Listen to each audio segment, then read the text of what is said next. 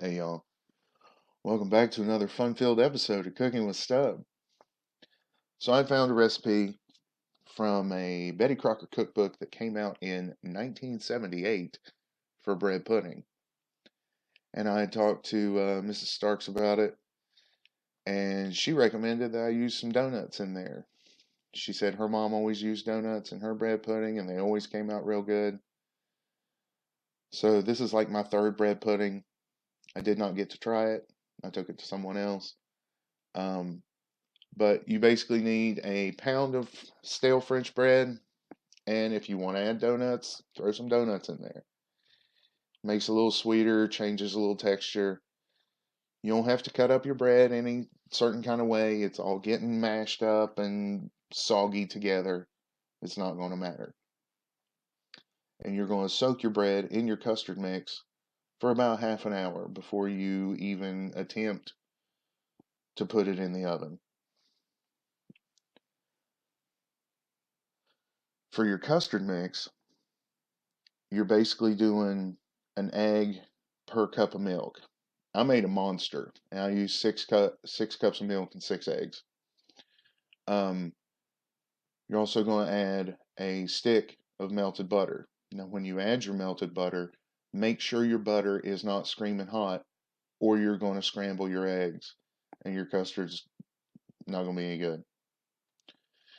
But after you add your melted butter, add your milk, then add your sugar. You want to make sure your sugar is totally dissolved in the milk and eggs.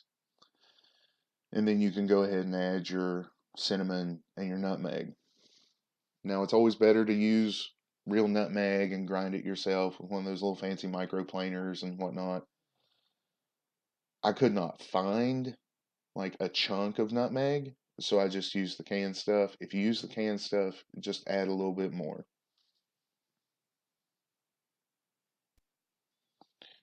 And then once you get everything mixed up real good, throw your bread in, let that set for half an hour.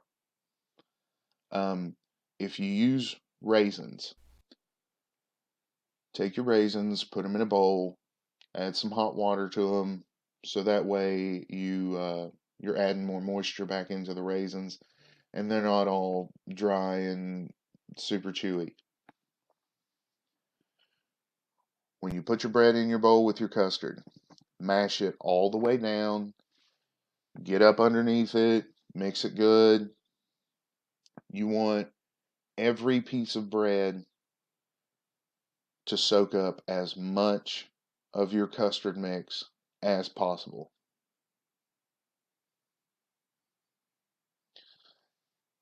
So after it's set for half an hour, go ahead and put it in your pan.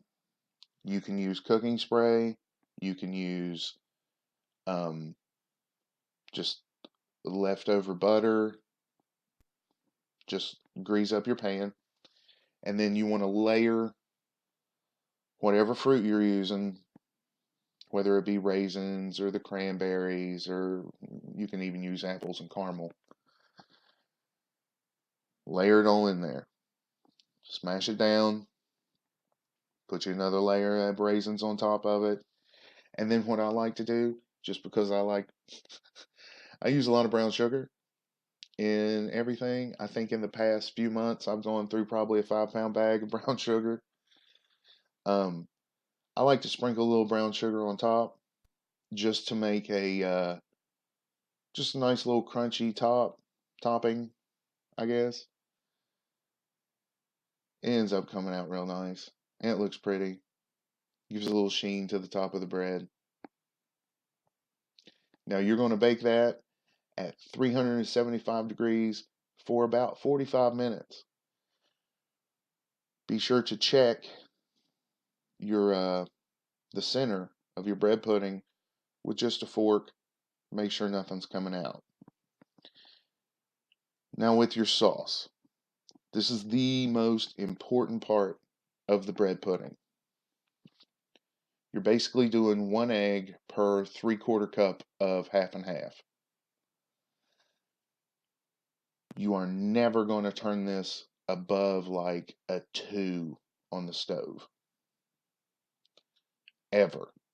You do not want this to boil. It will clabber up if it comes to a boil. You want to cook it low and slow, and your arm is going to turn to jello, but it's worth it in the end. So mix up your eggs and your half and half real good before you add your sugar, because you want your sugar totally dissolved before you add anything else and before you add heat. Like right now, the stove is not on, and a little bit extra sugar never hurt nobody. So after you get your sugar all mixed in real good and you cannot feel grit in the bottom of your pan, add your nutmeg, add your vanilla, add your cinnamon, and add your bourbon. This was almost gave me a quart of bourbon sauce, and you're going to want to make extra sauce. Nothing wrong with some extra sauce. So after you whisk this for what seems like 3 days, while it's slowly starting to cook, you'll start to thicken up a little bit. This stuff is not done until it looks thick and creamy and will coat the back of a spoon. No lumps, no clabber, no none of that. And trust me, this stuff's harder to make than gravy.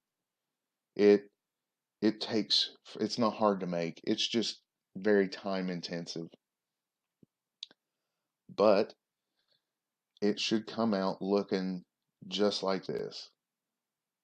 Look at how that coats the back of that spoon.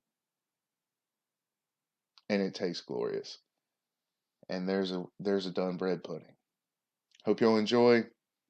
Have a good one. Thanks for watching.